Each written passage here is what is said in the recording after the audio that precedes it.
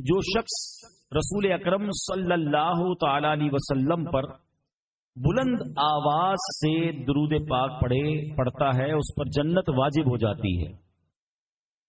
وہ بندہ کہتا ہے جب میں نے یہ حدیث سنی تو میں بلند آواز سے بھری محفل میں درود پڑھنے لگ گیا، مجھے دیکھ کر جتنے اجتماع میں لوگ تھے سب نے بلند آواز سے درود پڑھنا شروع کر دیا۔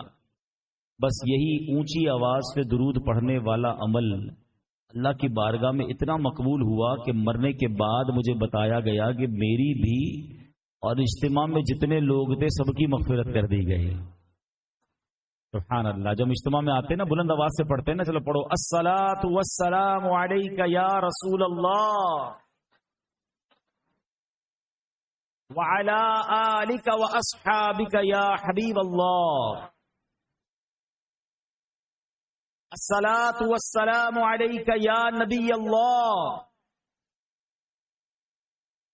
وعلی آلک واصحابک یا نور اللہ۔ دیکھیں دعوت اسلامی والوں کا کون سا اجتماع ہے، کون سی محفل ہے، کون سا درس ہے جو بلند آواز سے درود پاک نہیں پڑھایا جاتا۔ درود پاک کی برکتیں بھی ہیں، اچھی محفلوں اور اچھے اجتماع کی بھی برکت ہیں۔ اللہ آج ہمارا جو بلند آواز سے درود پاک پڑھنا ہے اپنے دربار میں قبول فرما لے اور اس کی برکت سے ہماری مغفرت فرما دے۔ درود پاک ایک ایسا وظیفہ ہے ناظرین، کہاں کہاں کب کب اور کیسے کیسے کام آتا ہے۔ آج میں آپ کو اتنا حیرت انگیز واقعہ سنانے جا رہا ہوں جو شاید زندگی میں پہلی بار بہت سارے عاشقان رسول سنیں گے، اور درود پاک کی برکت سے کیا کیا مل سکتا ہے ذرا سمجھیے گا۔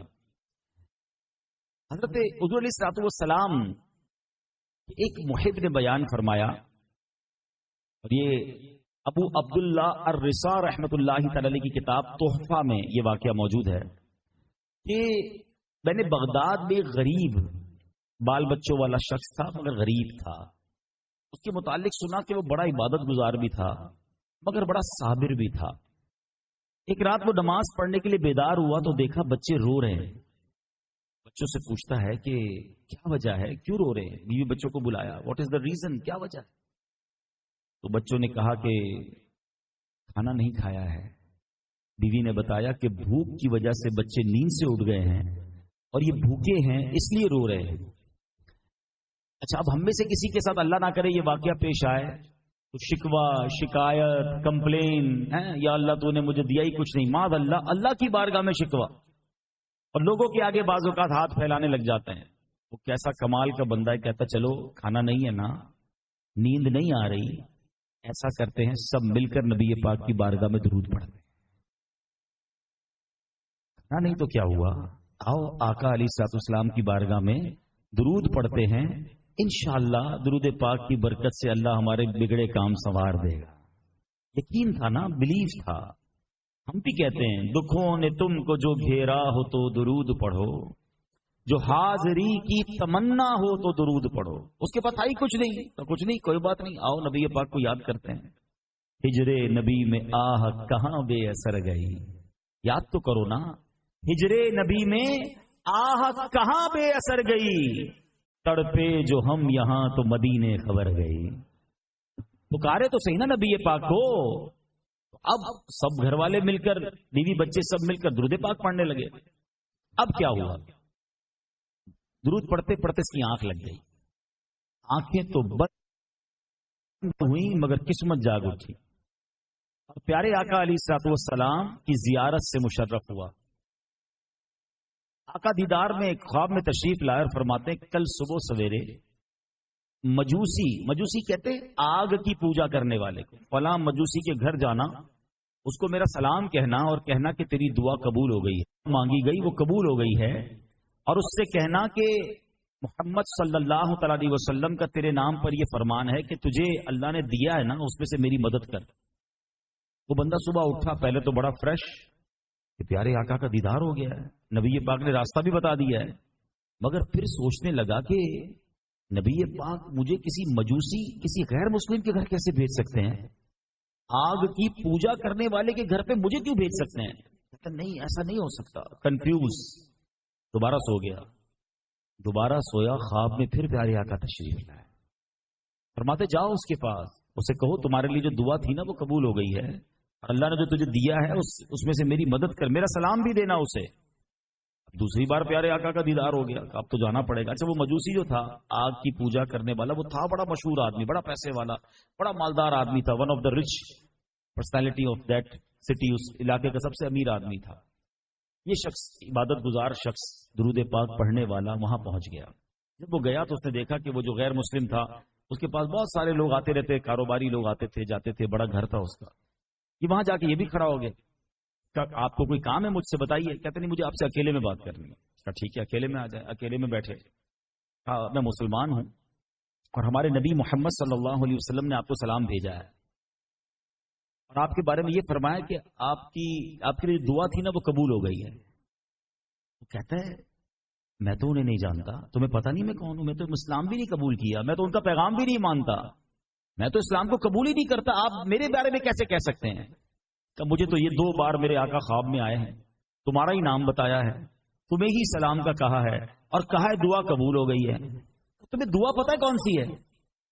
مجھے تو دعا بھی نہیں پتا کون سی ہے۔ چلو پھر اندر آ جاؤ۔ اس مجوسی نے ہاتھ پکڑا، اپنے کمرے میں لے گیا، اور کمرے میں جا کر کہتا ہے اب میرا ہاتھ پکڑو اور مجھے کلمہ پڑھاؤ، اشہد ان لا الہ الا اللہ واشہد ان محمد عبدہ ورسولہ۔ فوراً کلمہ پڑھنا شروع ہو گیا۔ جتنے لوگ تھے نا، جو کاروباری لوگ آئے تھے، کہا دیکھو میں مسلمان ہو گیا ہوں، میرے تم سب کے اوپر پیسے نکلتے ہیں، جو آج کلمہ پڑھے گا سارے پیسے معاف، جو کلمہ نہیں پڑھتا میرے پیسے دو، تمہارا میرا تعلق ختم۔ بہت سارے لوگوں نے کلمہ پڑھا، ان کے سارے قرضے معاف ہو گئے۔ کچھ لوگوں نے نہیں پڑھا تو اس نے پیسے دے دیے۔ اس نے اپنی بیٹی اور بیٹے کو بلایا۔ اچھا مجوسی مذہب میں بیٹے یعنی بھائی بہن کی شادی ہو سکتی ہے، معاذ اللہ۔ اس کے گھر میں کچھ دنوں پہلے ہی بیٹی اور بیٹے کی شادی ہوئی تھی، اس نے دونوں کو بلایا، کہا دیکھو میں کلمہ پڑھ چکا ہوں، مسلمان ہو چکا ہوں، تمہیں مسلمان ہونا ہے تو ٹھیک ہے، ورنہ تمہارا میرا بھی رشتہ ختم۔ باپ بیٹے اور بیٹا کہتے ہیں ابا جان ہم آپ سے محبت کرتے ہیں، آپ نے کلمہ پڑھا ہم بھی کلمہ پڑھتے ہیں، وہ بھی کلمہ پڑھ کر مسلمان ہو گئے۔ فوراً دونوں کے درمیان جدائی کر دی، کیونکہ اسلام میں تو بھائی بہنوں کے ساتھ شادی نہیں ہو سکتی۔ اب یہ سارا معاملہ ہو گیا۔ وہ بندہ کہتا ہے رکو تو صحیح، ساری کلمہ پڑھی جا رہے ہو، میرے کو تو بتاؤ معاملہ کیا ہے؟ نہ کوئی مجھے دعا کا بتا رہے ہو، نہ مجھے کوئی پیغام کا سمجھا رہے ہو، مجھے تو نبی پاک نے بھیجا، ابھی میری بات پوری ہوئی نہیں، آپ ساری کلمہ پڑھنا شروع ہو گئے۔ کہتا اب بتاتا ہوں دعا کیا تھی۔ وہ مجوسی کہتا ہے اب میں تمہیں راز بتاتا ہوں۔ یہ دونوں بھائی بہن کی شادی کچھ دنوں پہلے ہی میرے گھر میں ہوئی، پورے شہر کو میں نے دعوت دی، بہت بڑا کھانا کیا۔ جب کھانے سے فارغ ہوئے، سارے مہمان چلے گئے، تو میں جب تھک ہار کے گھر پہ سویا تو میرے برابر میں کچھ مسلمان پڑوسی رہتے ہیں، مجھے ان کے گھر سے آواز آئی، ان کی بچیوں کی، اور بچیاں اپنی ماں کو کہتی کہ ماں، امی جان، ہم امام حسن کی اولاد سے ہیں، ہم آل رسول ہیں، ہم کئی دن سے بھوکے ہیں، ہمارے پڑوسی نے ہمارے ساتھ بڑی زیادتی کی، سارے شہر کو کھانے پہ بلایا، اچھے اچھے کھانے کھلائے، ہم پڑوسیوں کو یاد بھی نہ رکھا۔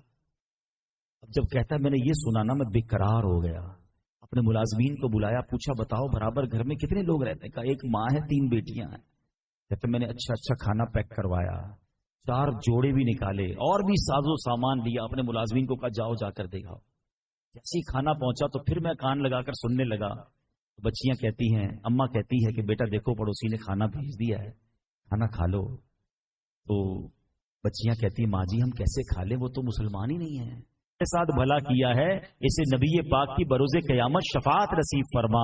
اے اللہ اس نے سرکار کی آل کے ساتھ بھلائی کی ہے بروز قیامت، یا رب العالمین اس کے ساتھ تو بھی بھلائی کا معاملہ فرما۔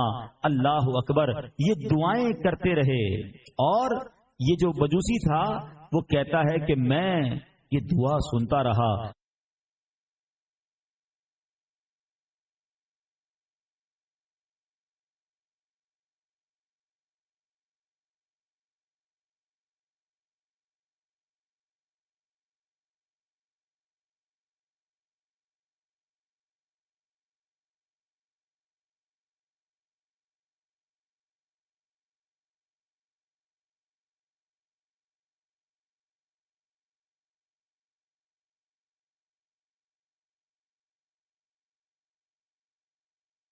ماں دعا پر آمین کہتی رہی، بچیاں دعائیں کرتی رہی۔ میں سوچنے لگا کہ یہ دعا میرے حق میں کیسے قبول ہوگی۔ اللہ اکبر، آج تم اپنے نبی کا پیغام لے کر آئے، انہوں نے مجھے سلام بھیجا، میں نے ان کی آل کی خدمت کی، انہوں نے فرمایا دعا قبول ہو گئی۔ میں سمجھ گیا میرا وقت آ گیا ہے، اس لیے میں نے آج ایمان قبول کیا۔ میرے بچوں نے بھی ایمان قبول کیا۔ کہتے میں نے بچوں کے نام پر آدھی جائیداد کر دی تھی، آدھی اپنے پاس رکھی تھی، آج میں تم کو اپنی آدھی جائیداد سونپتا ہوں، جاؤ یہ سب اللہ کے لیے تمہارے حوالے ہے۔ اللہ اکبر۔ اب یہ ایک واقعہ ہے، سعادت الدارین نامی کتاب میں یہ واقعہ موجود ہے۔ اس ایک واقعے میں اتنی باتیں ہیں کہ اگر آدمی کچھ اور بیان نہ بھی کروں نا، ایک واقعہ ہی کافی ہے۔